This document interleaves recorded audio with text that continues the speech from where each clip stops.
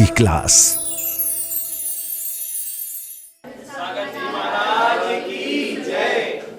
यह हम सभी अपने जीवन में सुख और गुणों की अभिवृद्धि के लिए नीति के विषयों का श्रवण कर रहे हैं। नीतिकार हमेशा कहते हैं कि कुछ ना कुछ सीखना चाहिए, कुछ ना कुछ नया बटोरना चाहिए, कुछ ना कुछ नई खोज करना चाहिए, क्योंकि नयापन ही आपके जीवन में खुशी दे पाता है। एक तालाब है, उस तालाब का पानी बदबू मारता है, तालाब का पानी बदबू मारता और वो लोग पीना पसंद नहीं करते। वहीं नदी का पानी लोग पीना पसंद करते हैं। नदी का क्या बोले, छोटे से कुएं का पानी भी लोग पीना पसंद कर लेते हैं, क्योंकि वो बदलता रहता है। एक जगह से पानी आता है तो दूसरी जगह से पानी कुएं में से झिर के माध्यम से निकल जाता है। बस यही बात आपके जीवन में भी लागू होती है। कुछ नया, कुछ अच्छा सीखोगे तो आपके जीवन में कुछ नयापन रहेगा। वही घिसी पिटी बासी जिंदगी आप लोग सुबह सुबह से लेकर के उठते हो, लास्ट में सोते समय भी बासा ही मिलता है। 2 प्रकार के पराठे माँ खिलाती है। एक वो जो गरम गरम सब्जी के साथ खिलाती है, उसका स्वाद, खुशबू शायद आ रही होगी। और एक पराठा माँ खिलाती है वो जो सुबह सुबह नाश्ते में कल का बासा गरम करके नमक डाल करके चाय के साथ, उसकी बदबू भी आ रही होगी। दोनों में बहुत अंतर है, दोनों के स्वाद में बहुत अंतर है। एक बासा है और एक ताजा है। ऐसे ही आपकी लाइफ में क्या होता है कि आप वही घिसे पिटे ख्यालात, पुरानी चीजों को लेकर के, लाइफ के वजन लेकर के घूमते हो, इसलिए दुखी रहते हो। स्वाद नहीं आता। स्वाद तब आता है जब चीजें फ्रेश होती है। ये जो नीति मैं आपसे कह रहा हूं, ये आपकी लाइफ को फ्रेशमेंट के लिए कह रहा हूं। रिफ्रेश हो जाओ। आज की नीति अपन डिसीजन मेकिंग से रिलेटेड है कि जो निर्णय होता है, कैसे लें, कब लें, किससे लें, क्यों लें, कब ना लें। जीवन की हर परिस्थिति को जब तक आप अच्छे से एग्जामिन नहीं करोगे, तब तक आप उस परिस्थिति के अनुसार निर्णय, डिसीजन नहीं ले पाओगे। बहुत सारी प्रॉब्लम्स इंडिया में बच्चों के साथ ये है कि पढ़ाई करना है तो 10th के बाद सब्जेक्ट लेना है। आप सब्जेक्ट क्या लेना है? जो मेरे फ्रेंड ने ले लिया है, जो मेरे फ्रेंड ने ले लिया, उसने सब्जेक्ट तो ले लिया, उससे बनते ही नहीं है पढ़ते। प्रॉब्लम, मेरी मौसी की लड़की ने सीए किया, मैं भी करूंगी। मेरी फ्रेंड की बहन ने सीए किया, मैं भी करूंगी। नहीं, आप अपनी कैपेबिलिटी देखो, आप अपनी पावर देखो। आप ये देखो कि आप कितना कर सकते हो, कैपेबल कितना हो, वैसा निर्णय लो।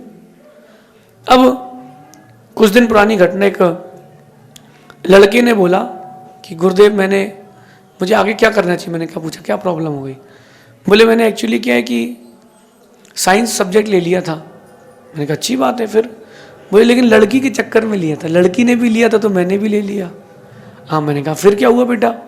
तो साइंस सब्जेक्ट लेने के बाद उसने कंप्यूटर साइंस एमसीए का फॉर्म भर दिया, उसने वो एमसीए करने लगी। तो मैं भी करने लगा। अब क्या हुआ? बोले उसको कोई और मिल गया है तो उसने कॉलेज चेंज कर लिया। अब मैं क्या करूं? अब मैंने कहा तुम्हारे पास एक ही ऑप्शन है? हमें कहा तुम लड़की चेंज करो।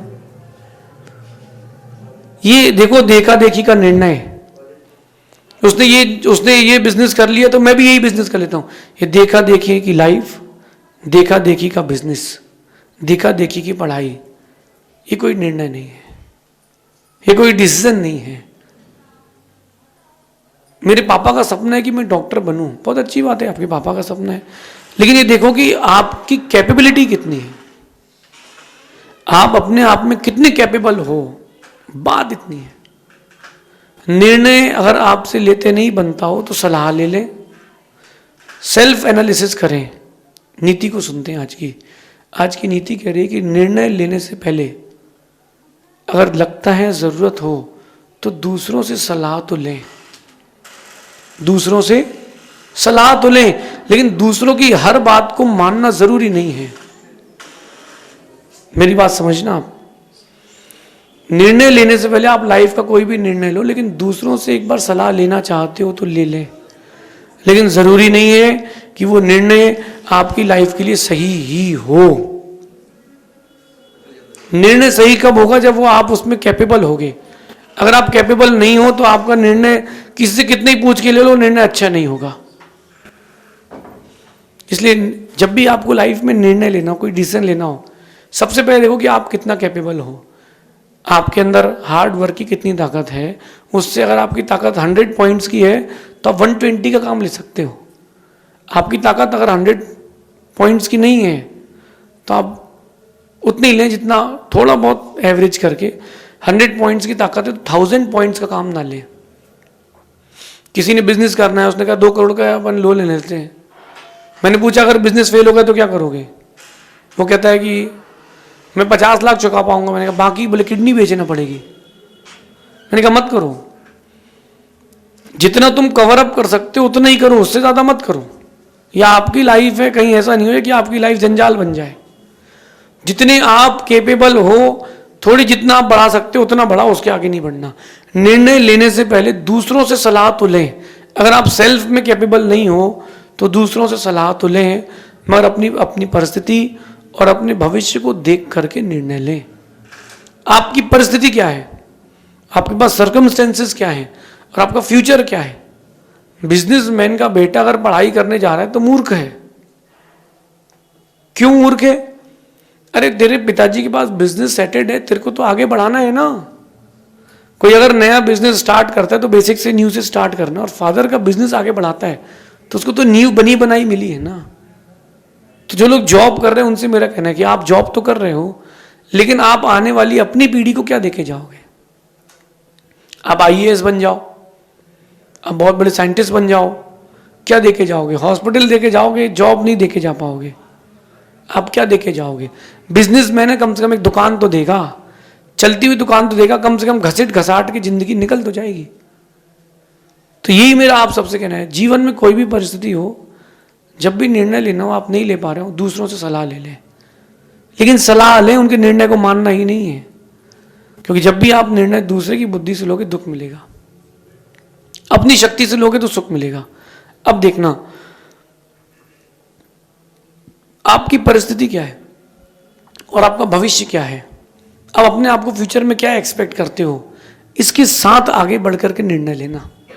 अगर आपने ये फ्यूचर का अपना प्रोग्राम नहीं देखा और निर्णय ले लिया, गड़बड़ हो जाएगा। मेरे पास भी बहुत सारे लोग आते हैं, गुरु जी हमारे मंदिर में विधान है, पंचगणक है, प्रोग्राम है। मैं हर प्रोग्राम थोड़ा ना लेता हूँ। मैं देखता हूँ कि मेरे उसके प्रोग्राम के बाद मैं कहाँ जाऊँगा, क्योंकि प्रोग्राम के बाद वो तो पंडाल खोल लेगा, मैं वहाँ थोड़ा ना बैठे रहूँगा पंडाल में, मुझे तो कहीं और जाना है। तो उसके बाद लिंक क्या है अगली मेरे पास, तो मैं वो प्रोग्राम लूँगा, अन्यथा मैं उस चीज़ को डिनाई कर दूंगा, छोड़ दूंगा, सॉरी हम देखते हैं, बताते हैं आपको। अपनी लाइफ का जो भी निर्णय हो, पहली बात तो अच्छी है कि खुद लें। नीतिकार कहते हैं कि 100 बुद्धि सुखदाई, पर बुद्धि दुखदाई, स्त्री बुद्धि विनाशकारी और गुरु बुद्धि विशेषता। यहाँ स्त्री से मतलब चाहे पुरुष क्यों ना हो, जिसकी बुद्धि स्त्री जैसे चलती हो, माया के परिणाम रहते हो, दूसरों को कैसे ठग लें, घुमा फिरा के बात करने वाला, वो स्त्री बुद्धि कहलाता है। वो चाहे पुरुष हो चाहे स्त्री हो, इसमें कोई बाधा नहीं। 100 बुद्धि सुखदाई, अपनी बुद्धि से आप जो भी काम करोगे सुख मिलेगा, क्योंकि सेटिस्फेक्शन रहता है। आपने अपने हाथ से रोटी बनाई, जल गई, कच्ची रह जाए, कोई फर्क नहीं पड़ता, क्यों? हमने बनाई अच्छी है, मेरा निर्णय था। अब वही रोटी अगर किसी और ने बना के दी है, पर बुद्धि दुखदाई, अरे मुझे तो पराठा चाहिए था। और स्त्री बुद्धि विनाश करी, यानी आप जब भी स्त्री की बुद्धि चलोगे विनाश होगा, क्योंकि एक दायरा सोच का बहुत छोटा हो जाता है। और गुरु बुद्धि विशेषता, गुरु की बुद्धि चलोगे हमेशा विशेषता मिलेगी। मैं एक आपको दृष्टांत बताता हूं। जैन आगम में एक आचार्य हुए हैं, आचार्य अमित गति। वो अमित गति आचार्य जब उन्होंने दीक्षा ली तो उन्होंने अपने गुरु से निवेदन किया, गुरुदेव मैं अध्यात्म के मार्ग में जाना चाहता हूं, मैं आत्मानुभूति लेना चाहता हूं। उन्होंने कहा बेटा बहुत अच्छी बात है, लेकिन पहले अभी तुम व्याकरण के ग्रंथ पढ़ लो। जी गुरुदेव, जैसी गुरु जी की आज्ञा, गुरु बुद्धि विशेषता। जी गुरुदेव, उन्होंने व्याकरण का अध्ययन चालू किया। जब व्याकरण पूरी हो गई तो धीरे से गुरुदेव सुनो निवेदन के गुरुदेव, अब मैं पाहुड़ ग्रंथ पढ़ना चाहता हूँ अध्यात्म के। बेटा ये तुमने कर लिया, अब तुम छंद ग्रंथ पढ़ो, अलंकार विद्या पढ़ो। जी गुरुदेव। बोले बेटा जब तुम वो ग्रंथ पढ़ोगे तो कैसे निकालोगे व्याकरण और छंद, एक बार वो और पढ़ लो। जी गुरुदेव। उन्होंने छंद अलंकार की विद्या पढ़ ली। अब गुरुदेव अब मुझे अध्यात्म पढ़ने की भावना है, तीसरी बार का निवेदन। फिर से गुरुदेव ने कहा बेटा अब तुम साहित्य पढ़ो, तुम साहित्य के रस पढ़ो और देखो तुम उसमें डूब रहे हो कि नहीं। वो और पढ़ा दिया। 12 साल हो गए, दीक्षा के बाद के 12 साल हो गए। उन्होंने कहा गुरुदेव मैं अध्यात्म पढ़ना चाहता हूँ।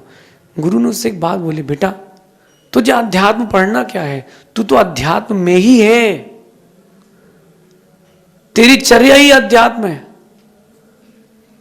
लेकिन गुरु ने उनका भविष्य देखकर कहा बेटा आचार्य अमित गति स्वामी से कि तुझे ग्रंथ लिखना है, तुझे ग्रंथों का लेखन करना है, तू दूसरों के ग्रंथ पढ़ने लायक नहीं है, लोग तेरे ग्रंथ पढ़ेंगे। उन्होंने उस दिन से ग्रंथ लिखना चालू किया, चाहे सामायिक पाठ हो, अमित गति श्राव का चार हो, मरण कंडिका हो, धर्म परीक्षा हो, अनेकों ग्रंथों का लेखन उन्होंने किया। और उनके अध्यात्म और सिद्धांत और तार्किक ग्रंथों को पढ़ के लोग प्रफुल्लित होते हैं। क्यों? अब विषय पर आना। गुरु बुद्धि, गुरु बुद्धि, गुरु जी ने बोल दिया, शिष्य ने बोल दिया जी। आज उनका नाम यहाँ ले रहा हूँ मैंने उनको देखा नहीं है, लेकिन 1000 साल पहले हुए, मैंने उनको देखा ही नहीं है। अगर आप भी चाहते हो कि ऐसी आपकी चर्चा कभी कहीं हो तो उस व्यक्तित्व के निर्माण के लिए पर बुद्धि में नहीं जाए, स्वबुद्धि में ना जाए, स्त्री बुद्धि में ना चले। जब भी डिसीजन लेना हो खुद की बुद्धि से लोगे सुख मिलेगा, गुरु की बुद्धि से लोगे विशेषता मिलेगी। मैं अपने जीवन का छोटा मोटा निर्णय खुद लेता हूं, जो बड़ा निर्णय है गुरु जी से ही लेता हूं। अब बोलो आपके गुरु जी नहीं हो किसी के, तो कोई बात नहीं, गुरु को यहां रखो ना, आप सारे निर्णय आते हैं। कई बार मेरा कांटेक्ट नहीं हो पाता, वहां चर्चा नहीं हो पाई, मैसेज नहीं पहुंच पाया गुरु जी के पास तक, मैं गुरु जी का आह्वान हृदय में करता हूं, बताओ गुरु जी क्या करना है, जो आवाज आती है मैं वो कर देता हूं। अब मेरा यही मानना है, गुरु बुद्धि विशेषता, गुरु की बुद्धि चलोगे तो विशेषता नियम से मिलेगी। लेकिन निर्णय वही लेना जिसमें आप कैपेबल हो, जिसमें आप सक्षम हो। उतने ही धागा खींचना, उतनी ही रबड़ खींचना कि टूटे ना। रबड़ खिंच जाए वहां तक तो ठीक है, रबड़ टूटे ना। ऐसा अपनी लाइफ में निर्णय लेना सबसे श्रेष्ठ है कि सेल्फ डिसीजन लेना चालू करें।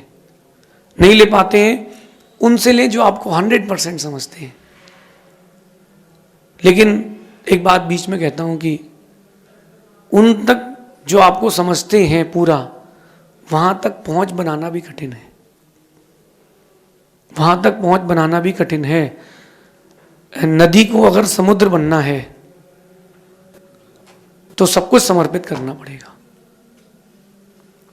नदी को अगर समुद्र बनना है तो सब कुछ समर्पित करना पड़ेगा। उसको ये दिमाग से निकालना पड़ेगा नदी को कि मेरा भी अस्तित्व है।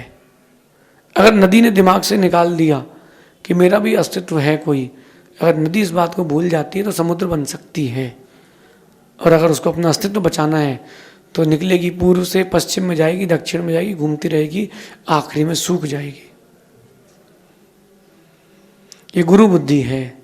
अपने जीवन में इस डिसीजन मेकिंग पावर को बढ़ाएं। सबसे श्रेष्ठ है खुद निर्णय लें, लेकिन अगर उस निर्णय में आपने गुरु जी का निर्णय लिया है तो देखना आप उसमें विशेषता जरूर मिलेगी। क्योंकि गुरु जो कहते हैं देखते हैं बहुत हटके होता है। आप हमेशा देखना कि जो गुरु होते हैं वो ऊपर ही बैठते हैं। हम अपने गुरु जी के सामने नीचे हैं, वो हमारे सामने ऊपर हैं। हमारे गुरु जी भी अपने गुरु जी के सामने नीचे हैं, उनके गुरु जी उनके सामने ऊंचे हैं। तो गुरु को ऊंचा क्यों बैठाते हैं? जो जितना ऊंचा बैठता है उसको उतना दूर का दिखता है। जो जितना ऊंचा बैठता है उसको उतना दूर का दिखता है। जिसको जितना दूर का दिखता है वो आपको उतना अच्छा विजन दे सकता है। तो गुरु की बुद्धि से चलने से आपकी लाइफ बहुत इजी को होती है। आपकी भाषा में कहते हो लाइफ झिंगी लाला, एकदम मेरे पास हर दिन कोई ना कोई अपने लाइफ का डिसीजन लेने आता है, मुझे पता है कि इसके पास डिसीजन मेकिंग पावर नहीं है, तब तो मुझे डिसीजन लेने आया है। तो मैं ये मानता हूं कि पहले मैं उसको समझूं, तो पहले मैं उसके हृदय पर जाऊं, वो मेरे हृदय में आए, तब जब तक वो चीज़ एक दूसरे की समझ में नहीं आएगी तब तक मैं उसको क्या डिसीजन दे दूं। वो आजकल सिस्टम हो गया है कि 250 रुपये में कुंडली, कोई बेटा किसी के बच्चे जन्म लिया और वो ज्योतिषी के पास जाते हैं, भैया कुंडली बना दीजिए, कितने में? 201, हाँ 201 में बना दीजिए। और 201 रुपये में वो क्या इतना टाइम देगा? जब मेरी कुंडली बनी थी 1990 में, 86 का मेरा बर्थ है, 4 साल मेरी कुंडली बनने में लगे थे, और उस समय जो ज्योतिषी था उसने 3000 रुपये लिए थे, आज से 34 साल पहले। अब आज के कितने पैसे हो गए? उसने जो लिखा था वो आज भी फैक्ट दिख रहा है। अब आप 200 रुपये में क्या करना चाहते हो? वो तो कंप्यूटर से प्रिंट आउट निकालेगा, प्रिंट आउट का ही खर्चा हो जाएगा 200 रुपये, बाकी आप पढ़ लेना, भैया निकाल दी मैंने। शॉर्टकट में आपको छोटे में चीजें चाहिए तो ऐसी मिलेंगी। जब तक वो व्यक्ति आपके व्यक्तित्व को समझेगा नहीं, आप उसके व्यक्तित्व को समझोगे नहीं, तब तक आपको डिसीजन नहीं दे पाएगा वो प्रॉपर। वो ठीक है, आपको रास्ता बता देगा, सक्सेस भी हो जाओगे, लेकिन वो जो डीप अंदर जाने की बात है वो नहीं हो पाएगी। जब भी मैंने गुरुजी से कभी भी संघ में उपवास मांगा तो गुरुजी कहते कल कर लेना, कहता ओके ठीक है। फिर आहार कर लिए, बोले कल कर लेना, ठीक है ओके। 10-15 दिन ऐसे चलता, फिर कहते अच्छा कर लो आज।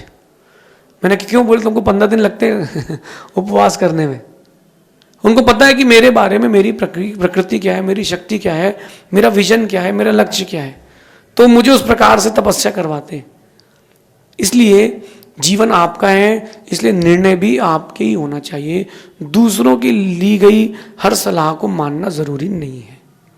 आप सुन लें, समझ लें, फिर उसमें से छांट लें कि इसका ये सलाह अच्छी, इसकी सलाह अच्छी है। अपन ऐसा कर सकते हैं। अगर आपने जल्दबाजी में निर्णय ले लिया, पूरी लाइफ आपकी खत्म हो जाएगी, 1 मिनट भी नहीं लगेगा। जल्दबाजी का निर्णय नहीं ले। आजकल बड़ा सोशल मीडिया का ज़माना है, जो अच्छा दिखता है लोग उसमें घुस जाते हैं और मालूम चलता है कि डेड एंड है, फिर लाइफ एंड कर लेते हैं। बिल्कुल डेड एंड में नहीं जाना। दोस्त बनाना सोच समझ के, निर्णय लेना सोच समझ के, उन निर्णयों पे जीवन को जीना बहुत सोच समझ के। लाइफ हमारी है, हमें अपने हिसाब से चलना है। किसी ने मुझसे पूछा कि मैं शादी कर लूँ कि दीक्षा ले लूँ। मैंने कहा मैं सलाह दे सकता हूँ, लेकिन इस रास्ते पर सहना तुम्हें है, कहना तुम्हें है, रहना तुम्हें है। मैं क्या कर सकता हूँ? मैं केवल एक किताब की तरह तुम्हें बता सकता हूँ कि नेविगेशन है, लेकिन चलना तो तुमको ही है। जब भी किसी से निर्णय लें, हर किसी की मांगी हुई मदद या निर्णय 100% अमल करना ज़रूरी नहीं है। अपनी कैपेबिलिटी देखें, अपना फ्यूचर एस्पेक्ट देखें, आपने क्या विजन बनाया उसको देखें।